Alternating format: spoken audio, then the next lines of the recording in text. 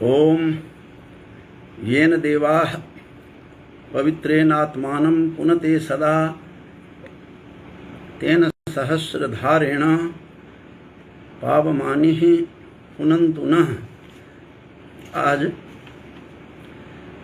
भारत के ही नहीं अपितु संपूर्ण विश्व में प्रख्यात वैदिक विद्वान, वैदिक लेखक श्रीपाद दामोदर सातवलेकर का जीवन वृत्त क्या था, कितना उनका वेदों के क्षेत्र में कितना बड़ा उनका कंट्रीब्यूशन था, राष्ट्र के आंदोलन में कितना बड़ा उनका कंट्रीब्यूशन और उनकी भूमिका थी।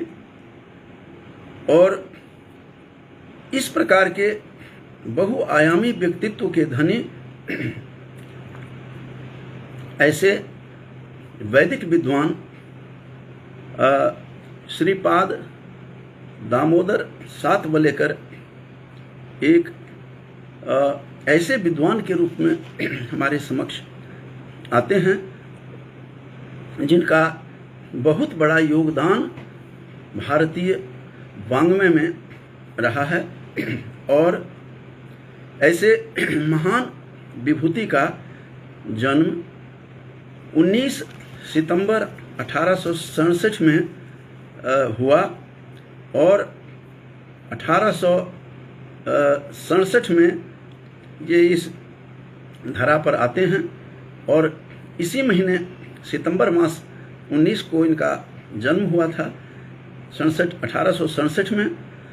इस कारण से इन लोगों पर इनकी श्रद्धांजलि के रूप में इन्हें स्मरण करने के लिए मैं इनको इनके विषय में इनका जीवन वृत्त कैसा था, इनका क्या योगदान था, कितना बड़ा त्याग था, ऐसे इस त्यागी पुरुष एक महान विभूति, महान लेखक, महान चित्रकार और स्वतंत्रता सेनानी के रूप में विख्यात ये पंडित सातवलेकर के ऊपर कुछ बोलने के लिए मैं उपस्थित हूँ। और इनका जन्म महाराष्ट्र में इनका जन्म हुआ। सावंतवाड़ी रियासत के गोल गांव में इनका जन्म हुआ। वेदों पर गहन शोध किया, अनुवाद किया एवं भाष्य किया। भारत सरकार द्वारा इनके वैदुष्य को देख करके, जबकि इनके विषय में बताएंगे कि काफ़ी इनको कई तरह से इनको सम्मान मिला, जिसमें पद्म विभूषण भी इनको 1968 में दिया गया। भारत सरकार द्वारा इनको पद्म विभूषण से विभूषित किया गया। बल्कि ऐसे विद्वानों का विभूषण करने से स्वयं सरकार या राष्ट्र विभूषित होता है, क्योंकि ये राष्ट्र के स्वयं विभूति थे। बहुत बड़े स्वतंत्रता सेनानी और प्रख्यात वैदिक विद्वान, प्रख्यात लेखक और ऐसे पंडित सातवलेकर का जीवन वृत्त अपने आप में आश्चर्यचकित करने वाला है। और इस प्रकार से वेदों का गहन अध्ययन, शोध किया और वैदिक परिवार में पले बढ़े, बचपन में वेदाध्ययन किया, क्योंकि ये सौभाग्य पंडित सातवलेकर का ऐसा रहा है कि इनके पिताजी जो थे पंडित दामोदर भट्ट बहुत बड़े स्कॉलर थे। और इतना ही नहीं, इनके पितामह अनंत भट्ट भी बहुत बड़े स्कॉलर थे, बहुत बड़े विद्वान थे। इनके प्रपितामह भी श्री कृष्ण भट्ट बहुत बड़े ऋग्वैदिक परंपरा के उद्भट मनीषी, उद्भट विद्वान थे। इससे सिद्ध हो जाता है कि ऋग्वैदिक परिवार में इनका जन्म हुआ। और इनके पिता दामोदर भट्ट थे, जो इनके नाम से ही सिद्ध होता है कि श्रीपाद दामोदर सातवलेकर इनका नाम है। तो इनके पिता का नाम जो था वो पंडित दामोदर भट्ट और पितामह अनंत भट्ट, प्रपितामह श्री कृष्ण भट्ट, ये सभी के सभी पितामह प्रपितामह ये सभी के सभी ऋग्वैदिक परंपरा के अद्वितीय विद्वान थे, जिसके कारण इन्हें घुट्टी में सब कुछ जो है प्राप्त था। और अपने पिता का, अपने पितामह का, अपने प्रपितामह श्री कृष्ण भट्ट सभी का इन्होंने वैदुष्य के कारण और वेदों को कंट्रीब्यूट करके, वेदों के विषय में ज्ञान देकर यह उन्होंने सबको चमत्कृत किया। और स्वतंत्रता सेनानी भी थे, जो 3 वर्ष स्वतंत्रता आंदोलन हेतु वे जेल में भी रहे, बहुत बड़े राष्ट्रवादी थे। और ऐसे विद्वान के पुत्र जब घर में पैदा होता है तो वह घर का नहीं होता, वह राष्ट्र का नहीं होता, अपितु संपूर्ण विश्व का की संतान के रूप में ऐसी विभूति आते हैं, जन्म लेते हैं, तो सबकी संतान होती हैं। तो वैदिक परिवार में पले बढ़े, क्योंकि सभी ऋग्वैदिक परंपरा से के विद्वान थे। बचपन में वेदाध्ययन किया, जे स्कूल ऑफ आर्ट बॉम्बे में शिक्षा प्राप्त इन्होंने किया और वहाँ ट्यूशन रूप में भी कार्य किया। और पत्रकारिता भी एक व्यक्ति में कितने क्या कुछ था, इससे पता लगाया जा सकता है। पता लगता है, स्वतः सिद्ध होता है कि श्रीपाद दामोदर सातवलेकर एक किस प्रकार से बहुआयामी व्यक्तित्व के धनी थे। इतना ही नहीं, जैसा कि मैंने बताया था कि जे स्कूल ऑफ आर्ट बॉम्बे में शिक्षा प्राप्त की, वहाँ ट्यूशन भी पढ़ा करके कुछ कमाते भी रहे और अपना कैरियर जो प्रारंभ किया वो चित्रकला से प्रारंभ किया, शिल्प से प्रारंभ किया, फोटोग्राफी के रूप में उन्होंने अपना आरंभ किया जीवन। और कहा जाता है कि राजाओं के उन दिनों अन्य प्रमुख हस्तियों के भी चित्र भी बनाए थे और इसमें भी चित्र बनाने में वे इतने कुशल कारीगर थे कि उन्होंने चित्र बनाने के लिए फोटोग्राफी में ही इन्होंने अपनी शिक्षा आरंभ की। महाराजाओं और अन्य प्रमुख हस्तियों का उन्होंने चित्र बना करके वाहवाही लूटी। आगे इसमें बताया जाएगा कि किस प्रकार से इनको कई पुरस्कार भी इस फील्ड में भी इन्हें पुरस्कृत किया गया था। और ऐसे स्वाध्यायी, ऐसे बहुआयामी व्यक्तित्व के धनी जो सातवलेकर जी थे, उन्होंने शिक्षा कला में विशेष उनको अवार्ड मिला था, जो सर्वोत्तम वह अवार्ड मेयो पदक पुरस्कार 2 बार उनको मिला। इससे अंदाज़ा लगाया जा सकता है कि कितने बड़े कलाकार थे। फोटोग्राफी का भी उन्होंने खोला और कैरियर ही इस जो आदमी चित्रकला से प्रारंभ करे और फोटोग्राफर के रूप में प्रसिद्ध हों, चित्रकारिता के रूप में शिल्प विद्या के कुशल कारीगर हों, ऐसे व्यक्ति स्वाध्याय मंडल 1999 में उन्होंने औंध में स्वाध्याय मंडल की स्थापना करते हैं। वेदों का कार्य किया और 4 वेदों पर उन्होंने कार्य किया। इस पर इनके बारे में अलग से बताऊंगा कि क्या क्या रचनाएं हैं। 409 ग्रंथों का प्रणयन किया पंडित सातवलेकर जी ने। और क्या क्या किया कि संस्कृत स्वयं शिक्षक नाम की एक पोथी का प्रणयन किया था, जिसका नाम था संस्कृत स्वयं शिक्षक। बहुत सारे प्रचार किए। कुछ विद्वान होते हैं, लिख लेते हैं, लेकिन ये प्रचारक भी थे संस्कृत विद्या का। इन्होंने नाम बढ़ाने के लिए संस्कृत स्वयं शिक्षक है, संस्कृत स्वयं शिक्षक नामक इनकी पोथी प्रणयन जब किया तो चतुर्दिक इनके लिए लोगों ने भूरी भूरी प्रशंसा की। और पारिवारिक पृष्ठभूमि, जैसा कि मैंने बताया था कि ऋग्वेदी वैदिक परिवार से थे, पिता पितामह प्रपितामह सभी विद्वान थे और एक अच्छे गुरु तो इनके पिता पितामह तो थे ही, लेकिन आचार्य शिक्षामणि शास्त्री केलकर से संस्कृत व्याकरण सीखा और संस्कृत व्याकरण इन्होंने केलकर महोदय से इन्होंने शिक्षा प्राप्त की और उपाधि दुनिया भर के उनको उपाधि मिली हैं, जिनमें मैंने बताया था कि फोटोग्राफी के फील्ड में जो सर्वोच्च मेयो पदक पुरस्कार इनको 2 बार दिया गया।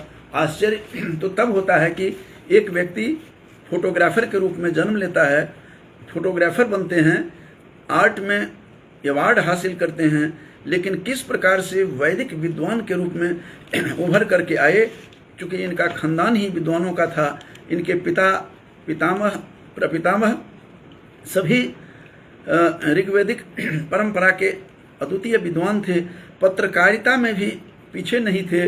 उन्होंने हिंदी में वैदिक धर्म नाम की एक पत्रिका चलाई एवं मराठी में पुरुषार्थ पत्रिका चला करके इन्होंने बहुत नाम कमाया। और उन दिनों आंदोलन चल रहा था, स्वतंत्रता आंदोलन का समय था। जैसा कि मैंने बताया था 3 वर्ष ये जेल में रहे आंदोलन में। पंडित श्रीपाद दामोदर सातवलेकर, जिनका नाम हम जब एमए में थे तो वैदिक ग्रंथ को जब हम टटोलते थे तो इन्हीं का नाम आता था। बहुत बड़े स्कॉलर थे और दुनिया भर की इनको उपाधि मिली। और ये पद्म, जैसा कि मैंने बताया था, पद्म भूषण, विद्या मार्तंड, विद्या वाचस्पति अवार्ड, वेद मूर्ति का सम्मान आदि विभूति से सम्मानित किए गए। भारत राष्ट्र के गौरव को उन्होंने बढ़ाया था। और पिता, जैसे मैंने बताया था कि पिता प्रपितामह और प्रपितामह सभी के सभी ऋग्वैदिक परंपरा के स्कॉलर थे। और 3 वर्ष जब वो जेल में रहे, उससे उनकी शारीरिक जो स्थिति थी बड़ी कमज़ोर होती चली गई थी, ये भी हमें पता चलता है। और इनका विवाह भी साधले विद्वान परिवार में सरस्वती बाई के साथ इनका विवाह हुआ। इनके पत्नी का नाम साक्षात सरस्वती के रूप में थी। उनका इतना साथ मिला माता सरस्वती का, जो इनकी पंडित दामोदर सातवलेकर जी की धर्म पत्नी थी, उनके साथ उनका विवाह हुआ। और उसके बाद सरस्वती जी से जब इनकी शादी हुई, इनकी दिन दुगुनी रात चौगुनी इन्होंने अपने आध्यात्मिक क्षेत्र में, लेखन के क्षेत्र में अपने पति का इतना सहयोग किया कि भार्या श्रेष्ठतमा सखा जो शकुंतला जो बताती है अपने प्रियतम से, दुष्यंत से, विशेष रूप से महाभारत में, तो भार्या श्रेष्ठतमा सखा जो बात कही गई है, उनकी पत्नी सरस्वती बाई ने बहुत इनका साथ दिया, जिसके कारण वेदाध्ययन करने में इनको कहीं कठिनाई नहीं हुई। विवाह के साल के बाद रोजगार हेतु मुंबई में पहुंचते हैं। वे वेदांग का अध्ययन यथावत वो करते रहते हैं और शिल्प कला में अवार्ड भी प्राप्त किया। एक व्यक्ति कलाकार भी हों, फोटोग्राफर हों, वेदों के इतने बड़े विद्वान हों। और 1900 में वो हैदराबाद आते हैं और हैदराबाद में एक सुप्रसिद्ध चित्रकार देवस्कर की सहायता से एक स्टूडियो भी खोला उन्होंने। और यहीं उनका संपर्क आर्य समाज से हुआ और वे सतत जो हैं वो वेदांत गोष्ठियों में भाग लेने लगे और उनके व्याख्यान से लोग प्रभावित हुए। सत्यार्थ प्रकाश जो अनुपम पुस्तक है महर्षि दयानंद का, अनुपम जो यह ग्रंथ है, अनुपम पोथी है, उसका उनके ऊपर काफ़ी प्रभाव पड़ा। और ऋग्वेद आदि भाष्य भूमिका जो उनका अनुपम ग्रंथ है, महर्षि दयानंद का जो ग्रंथ है, उस ग्रंथ को पढ़ करके इनकी दृष्टि खुली और वे आर्य समाज में भी प्रवेश करते हैं। सत्यार्थ प्रकाश जो है अपने आप में एक अनुपम ग्रंथ है, सभी ज्ञान लेकर के है, उसे कोई व्यक्ति और कुछ नहीं पढ़े, केवल सत्यार्थ प्रकाश पढ़ ले, महर्षि दयानंद की रचना, तो उसी में एक प्रकांड विद्वान के रूप में घोषित हो सकता है। और ऐसे आर्य समाज में उनके सत्यार्थ प्रकाश और ऋग्वेद आदि भाष्य भूमिका जो महर्षि दयानंद की रचना थी, उसको देख करके वे इस में आकर्षित होते हैं, महर्षि दयानंद से प्रभावित होते हैं और वे आर्य समाज में प्रवेश करते हैं और योग तत्वार्थ का भी मराठी में अनुवाद किया, सत्यार्थ प्रकाश का, ऋग्वेद आदि भाष्य भूमिका का, योग तत्वार्थ का मराठी में इन्होंने अनुवाद किया।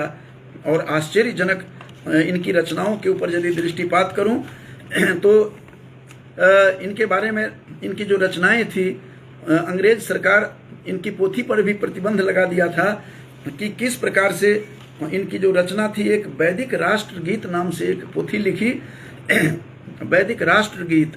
वो वैदिक राष्ट्रगीत ने हैदराबाद में वहाँ पर इतनी धूम मचाई उस पुस्तक ने, उस पोथी ने, कि वहाँ हैदराबाद के जो निजाम थे, निजाम हैदराबाद ने इनके उसकी पुस्तक पर प्रतिबंध लगाया। उसके बाद और हिंदी मराठी में मुंबई में और प्रयाग से भी दोनों स्थानों से यह प्रकाशित हुआ था, जिसका नाम था वैदिक राष्ट्रगीत। और वैदिक राष्ट्रगीत किस प्रकार से हैं उसका उन्होंने प्रचार प्रसार इतना किया, इतना वैदिक तंत्र इतना फैला, वैदिक संस्कृति इतनी पसरने लगी कि निजाम हैदराबाद भयभीत हो गए। उन्होंने इस पुस्तक पर प्रतिबंध लगा दिया। अंग्रेज की सरकार थी, तो उस समय इन्होंने बहुत, वहाँ से फिर वो चले आते हैं, वहाँ से वो उस स्थान को छोड़ देते हैं और हैदराबाद को उन्होंने छोड़ा और ग्रंथ की जो रचना की, जिनमें ऋग्वेद, चारों वेदों को, ऋग्वेद का सुबोध भाष्य जो 4 खंडों में हुआ, जो सायण भाष्य की जो अनुपम भाष्य है, सायण का भाष्य, सायण के बाद इनका सातवलेकर का भाष्य लोगों में, इस शोधार्थियों में, गवेषकों में, विद्वानों में इतनी प्रसिद्ध हुई यह कि ऋग्वेद का सुबोध भाष्य इन्होंने 4 खंडों में लिखा, यजुर्वेद का सुबोध भाष्य 2 खंडों में प्रकाशित करवाया, सामवेद का सुबोध अनुवाद इन्होंने किया, सामवेद का, अथर्ववेद का भी सुबोध भाष्य जो सुगम समझ में आ जाए, तो सुबोध भाष्य 4 खंडों में अथर्ववेद का भी प्रकाशित करवाया।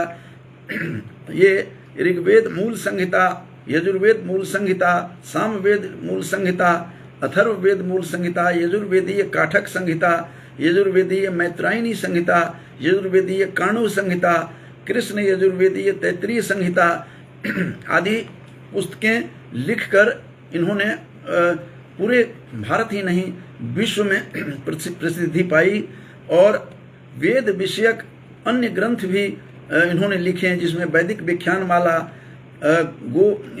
इसमें इन्होंने गो ज्ञान कोश भी, वैदिक यज्ञ संस्था, मानवीय आयुष्य, दीर्घ जीवन और आरोग्य, वेद में कृषि विद्या, वैदिक सर्प विद्या, वेद परिचय आदि अनेक ग्रंथों का प्रणयन किया। एक व्यक्ति एक जीवन में, यद्यपि ये शतायु होकर के इस संसार से गए, लेकिन इतने ही आयु में कोई व्यक्ति फोटोग्राफर भी हो, कोई व्यक्ति चित्रकला में कुशल हो और वेद के विद्वान हो, ये कैसे संभव हुआ होगा? ये तो उन पर निश्चित रूप से परमात्मा का विशेष कृपा रही होगी। महाभारत के 8 भागों में इन्होंने महाभारत को भी रचना की और 8 खंडों में है। जो भंडारकर ओरिएंटल रिसर्च इंस्टीट्यूट जो पुणे में है, जो बहुत प्रसिद्ध वहाँ इंस्टीट्यूट है, वहाँ से महाभारत की जो व्याख्या की इन्होंने 18 भागों में विभक्त किया हुआ है। श्रीमद् भगवद गीता का पुरुषार्थ बोधिनी हिंदी टीका भी इनकी प्रसिद्ध है। महाभारत की समालोचना भी के नाम से भी इनकी पुस्तक है, जो आश्चर्यजनक रचनाएं करके लोगों को इन्होंने अचंभित किया। तो इस प्रकार से गंभीर विश्लेषण श्रीपाद सातवलेकर जी का रहा है और वैदिक साहित्य पर अनेक लेख इन्होंने लिखे। भारत के प्रख्यात विद्वान थे, हो गए। विवेक वर्धिनी शिक्षा संस्थान प्रारंभ किया। राष्ट्रवाद एवं ज्ञानोपासना के कारण से, राष्ट्रवाद और ज्ञानोपासना और जो इनकी पुस्तक थी, उस पुस्तक के कारण से निजाम हैदराबाद, जैसा कि मैंने बताया था, वो विचलित हुआ और उस निजाम ने उनको अच्छा नहीं लगा और उन पर दबाव डाला गया कि यहाँ से ये चले जाएं हैदराबाद से। फिर वो उनके ऊपर इतना दबाव डाला गया सातवलेकर जी के ऊपर, तब वे हैदराबाद छोड़ करके हरिद्वार पहुँचे। 1918 में औंध पहुँचे, वहाँ पुनः स्वतंत्रता आंदोलन से जुड़े। वहीं पर वैदिक धर्म 1919 में मासिक पत्रिका, जैसा कि बताया था, वैदिक धर्म मराठी में पुरुषार्थ पत्रिका 1924 में शुरू की। स्वाध्याय मंडल के चारों वेदों का अनुवाद प्रारंभ किया, जिसकी गणना मैंने की कि चारों वेदों पर अलग अलग खंडों में इन्होंने वेदों को लिखा। और 1936 में उन्होंने राष्ट्रीय स्वयंसेवक संघ के संस्थापक जो थे, राष्ट्रीय स्वयंसेवक संघ के डॉक्टर हेडगेवार के संपर्क में भी आते हैं और 1942 में भारत छोड़ो आंदोलन में भाग लिया, सक्रिय भूमिका। 3 वर्ष जेल में रहे, शरीर इनका क्षीण होता चला गया। फिर वहाँ से ये इन्होंने लेखन अपन कार्य निकलने के बाद इन्होंने कम नहीं किया। 409 ग्रंथों की रचना कर लोगों को अचंभित कर दिया। प्रामाणिक भाष्य इनका था, भाष्य कहते हैं कमेंट्री को, तो प्रामाणिक भाष्य जो इनका है वह सायण वेद का जो वेद के ऊपर भाष्य है, कमेंट्री है, इन्हीं का प्रामाणिक हिंदी में भाष्य यह माना जाता है। और इन्होंने एक इनका जीवन अलग अलग रूप में दिखाई देता है। एक फोटोग्राफर व्यक्ति जो जे स्कूल ऑफ आर्ट में बॉम्बे में जिनका नामांकन जिस बालक का होता है, ट्यूशन भी पढ़ाते रहे, स्वयं पढ़ते रहे और लगातार पत्रकारिता में एक ही व्यक्ति, ये लोग कहते हैं ट्विन विन वन, लेकिन ये ऑल इन वन थे। सभी गुण इनमें थे। राष्ट्रवादी थे, स्वतंत्रता सेनानी थे और बहुत बड़े ये फोटोग्राफर भी थे, जिनका बताया था कि कई राजा महाराजाओं का और उस समय के चर्चित लोगों की का चित्र बना करके इन्होंने 2 बार पुरस्कार भी प्राप्त किया था। तो ऐसे अपूर्व विद्वान, प्रख्यात वैदिक विद्वान श्रीपाद दामोदर सातवलेकर उनका नाम था, दामोदर उनके पिता थे। तो इस प्रकार से उनका जीवन वृत्त निश्चित रूप से अद्भुत है। एक व्यक्ति करियर प्रारंभ करे फोटोग्राफर से और वेदों का विद्वान होना अलग बात है। वेदों पर इतनी सारी पुस्तकें लिखकर अचंभित किया। दुनिया भर के इनको सम्मान प्राप्त हुए, विद्या मार्तंड, विद्या वाचस्पति, पद्म विभूषण। तो वेदांगों पर इतना कार्य किया कि वे अमर हो गए और संपूर्ण विश्व में प्रख्यात विद्वान के रूप में ये उभर करके आए। स्वाध्याय मंडल में की स्थापना की थी, जैसा कि बताया था, और कैसे कैसे लोगों का इनका संपर्क हुआ। 409 पुस्तकें लिखकर लोगों को अचंभित किया। यह अद्भुत ग्रंथ है जो वैदिक राष्ट्रगीत है। यह हिंदी एवं मराठी में बम्बई और प्रयागराज से दोनों स्थानों से प्रकाशित हुआ, जिसके कारण इन पर निजाम हैदराबाद ने बैन लगा दिया। और इस तरह से सातवलेकर जी ने का ये दीर्घायु भी रहे, लेकिन अंत में सातवलेकर जी का इसी महीने मैंने बताया था कि 19 सितंबर को जन्म हुआ था, इसीलिए मैंने इनके विषय में आज कुछ बोला है। कल भी मैंने डॉक्टर हरिमोहन झा जो मैथिली साहित्य के बहुत बड़े विद्वान रहे हैं उस पर बोला। उनका भी जन्म इसी मास में हुआ था, सितंबर में। इस करके इन विद्वानों को लेकर के मैं कुछ न कुछ बताता रहता हूँ। तो इस तरह से उन्होंने उनका जन्म तो हुआ था 19 सितंबर 1867 में, लेकिन लंबी आयु भी ली इन्होंने। भगवान ने इनको साथ दिया। ग्रंथों को प्रणयन करना था, ग्रंथों को प्रकाश में आना था, इसलिए इनका काफ़ी लंबी आयु इनकी मिली, परमात्मा ने दी। और 31 जुलाई 1968 में वे गुजरात में इनका निधन हो जाता है और पूरा हाहाकार मचता है। हंगामा हुआ कि एक बहुत बड़े वैदिक विद्वान, बहुत बड़े फोटोग्राफर, बहुत बड़े स्वतंत्रता सेनानी, जिनका जन्म गोलगांव में रत्नागिरी के पास महाराष्ट्र में हुआ था, ऐसे जिनके पितामह और प्रपितामह, उनके पिता, उनके दादा, उनके परदादा तीनों ऋग्वैदिक परंपरा के परिवार में थे, तीनों विद्वान थे। तो स्वाभाविक था कि श्रीपाद दामोदर सात वलेकर जी का भी जीवन उज्जवल हुआ। और सरस्वती बाई उनकी पत्नी थी, वो साक्षात सरस्वती के रूप में थी। और किस प्रकार से उनके साथ विवाह होने के बाद एक नया विस्फोट हुआ वैदिक जगत में, वैदिक साहित्य में, संस्कृत साहित्य में। और महाभारत जो इनका भंडारकर ओरिएंटल इंस्टीट्यूट, मैंने बताया था रिसर्च इंस्टीट्यूट पुणे में जो बहुत प्रसिद्ध ग्रंथ है, वहाँ महाभारत, उसका प्रणयन Bhandarkar oriental research institute Pune से यह प्रकाशन हुआ। और श्रीमद् भगवद गीता हो, उसके पुरुषार्थ बोधिनी हिंदी टीका हो, महाभारत की समालोचना हो, इतनी पुस्तकें जो मैं बोल पाने में अक्षम हूँ, किस प्रकार से लिखा होगा, किस प्रकार के वो शिल्पकार थे, शिल्पी की दुनिया में गजब के थे, स्कॉलर थे, जिन्होंने देख करके ही राजा महाराजाओं का, बड़े बड़े ख्याति प्राप्त लोगों की तस्वीर बना देते थे, चित्र बना देते थे। ऐसे एक फोटोग्राफर के रूप में जीवन आरंभ करने वाला व्यक्ति किस तरह से इतने बड़े विद्वान होते हैं। और उनके केलकर जो उनके गुरु थे, व्याकरण जिनसे पढ़ा, उनको भी मैं नमन करता हूँ, इनके सभी गुरुओं को नमन करता हूँ। तो ऐसे आज का जो मेरा वक्तव्य था, जैसा कि मैंने बताया था कि चारों वेदों पर इन्होंने काम किया। ऋग्वेद के 4 खंडों में प्रकाशित है सुबोध भाष्य, यजुर्वेद का भी सुबोध भाष्य 2 खंडों में, सामवेद का सुबोध अनुवाद, अथर्ववेद का सुबोध भाष्य 4 खंडों में। और अलग अलग मूल संहिताओं को, यजुर्वेद मूलक, सामवेद, यजुर्वेद मैत्रेयी संहिता का, यजुर्वेदीय कण्व संहिता का जो मैंने बताया था, सारा कुछ इतना बड़ा ग्रंथ, इतने बड़े ग्रंथ का प्रणयन किया। और एक पक्ष को नहीं, अनेक पक्षों को लेकर ये लिखते रहे।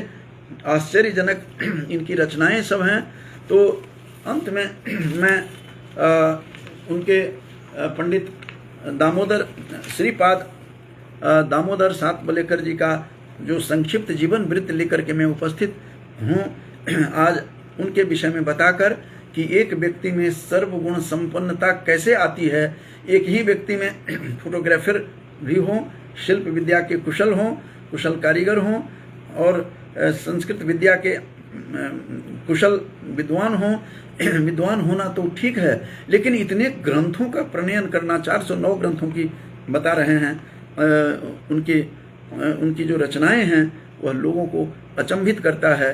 तो ऐसे, और हम भी, जैसा कि मैंने बताया था, कुरुक्षेत्र यूनिवर्सिटी में जब हम एमए में पढ़ते थे, एमए एमफिल में, तो जहाँ भी देखते थे, सभी हमारे टीचर्स भी श्रीपाद दामोदर सात वलेकर जी का जीवन वृत्त जो था, इतना था कि उन्हीं की रचनाएं हमें मिलती थी। वेदों का संपर्क करना चाहते थे, चाहे महाभारत को पढ़ना चाहते थे, तो इन्हीं की भाष्य, इन्हीं की टीका से हम लोग अचंभित होते थे। तो आज मेरा सौभाग्य है कि मैं इतने बड़े विद्वान के विषय में बोलकर अपनी जिह्वा को पावन कर रहा हूँ, पवित्र करता हूँ। तो एक प्रमुख, एक बहुआयामी व्यक्तित्व के धनी, प्रतिभा के धनी, भारतीय विद्वान, लेखक, चित्रकार, स्वतंत्रता सेनानी, वैदिक संस्कृति के प्रचारक पंडित सात वलेकर जी के विषय में बोलकर अपनी वाणी को विराम देने से पहले मैं शिव झा जी को आशीर्वाद देता हूँ और शुभकामना देता हूँ कि बीच बीच में कभी कभी सुनते रहते हैं। तो प्रख्यात विद्वान श्रीपाद दामोदर सात वलेकर का संक्षिप्त जीवन वृत्त कहकर मैं अपनी वाणी को पवित्र कर, मैं अपनी वाणी को विराम देता हूँ। जयतु संस्कृतम, जयतु भारतीय वैदिक संस्कृति। धन्यवाद।